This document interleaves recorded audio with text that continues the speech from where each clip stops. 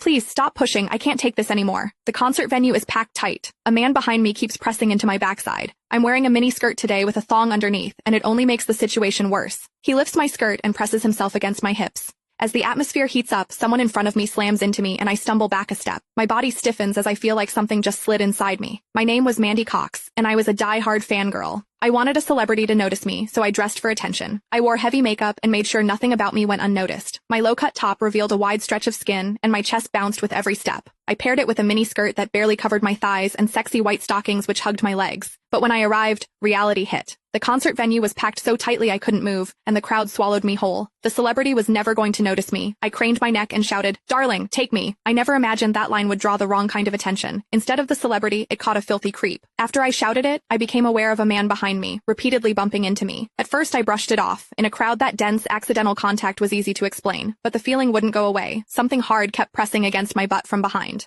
I assumed I'd accidentally backed into his hand where it rested behind me, so I turned and offered a polite apology. "Sorry, I didn't mean to bump into you." He paused, then flashed a leering smile and said, "It's okay, I don't mind." When I turned back toward the stage, I felt him press against me again, more deliberate than before. I kept my attention on the celebrity on stage and shut him out. The man became increasingly brazen, pulling up my skirt and pressing close against my backside. I had only a thong on underneath, which left my butt exposed. I felt his touch directly against my skin and assumed it was his finger. Only then did I realize something was wrong. The pressure was warm and solid in a way a finger could never be. My mind lurched as the truth hit me. In the 20 years of my life, this was the first time a man had ever molested me. Fear surged through me, sharp and overwhelming, and my body reacted with an instinct to flee. But there was no way to move. The concert floor was packed wall to wall, leaving me stuck where I stood. I drew myself tight, bracing as if tension alone could keep the fear out. As I did, my hips closed around the man's so-called finger, trapping it between my cheeks. An unfamiliar sensation followed, and warmth rose to my face. What confused me was that I didn't recoil from it. There was a muted comfort to it, and against my will, it sparked a faint sense of expectation. The man behind me seemed to take it as a signal.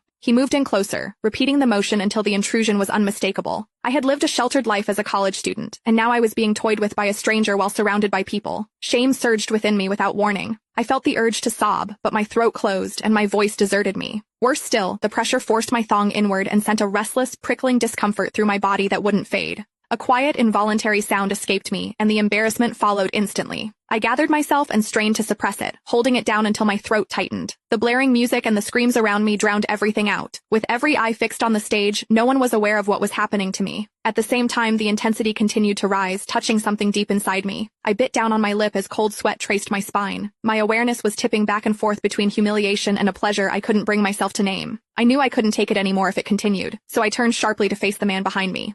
Click the link in my bio to get the full story for free.